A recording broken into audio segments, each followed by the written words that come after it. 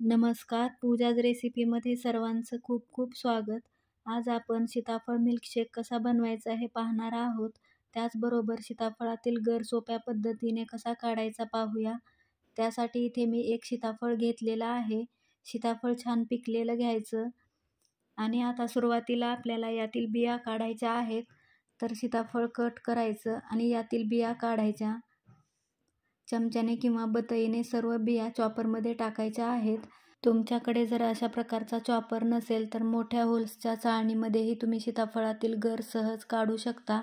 सर्व बिया चॉपरमध्ये टाकल्या. आता याचं झाकण लावायचं आणि 7 ते 8 वेळा अशा प्रकारे दोरी ओढायची. त्यामुळे सहज यातील गर निघतो आणि बिया बाहेर पडतात.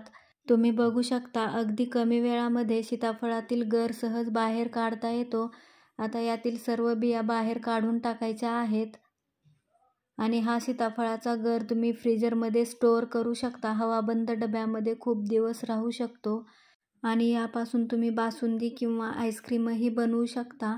जास्त वेळ न लागता अगदी कमी वेळामध्ये आणि कमी मेहनतीमध्ये हा गर काढता येतो.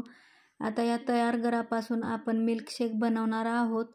मिल्कशेकही अगदी झटपट तयार होतो. तर त्यासाठी इथे मी एक मिक्सरचं भांडं घेतलेलं आहे. आता हा सर्व गर मिक्सरच्या भांड्यामध्ये टाकायचा आहे. त्यानंतर यामध्ये ड्रायफ्रूट्स टाकायचे आहेत. तुम्ही तुमच्या आवडीप्रमाणे ड्रायफ्रूट्स घेऊ शकता. मी काजू आणि बदाम घेतलेले आहेत. चवीप्रमाणे साखर टाकायची. सीताफळ गोड असल्यामुळे साखर जास्त नाही लागणार. त्यानंतर थंड दूध टाकायचं आणि मिक्सरवरती फिरवून घ्यायचं. अगदी कमी वेळामध्ये सीताफळ मिल्कशेक तयार आहे. रेसिपी आवडली असेल तर चॅनलला सबस्क्राईब करा. धन्यवाद.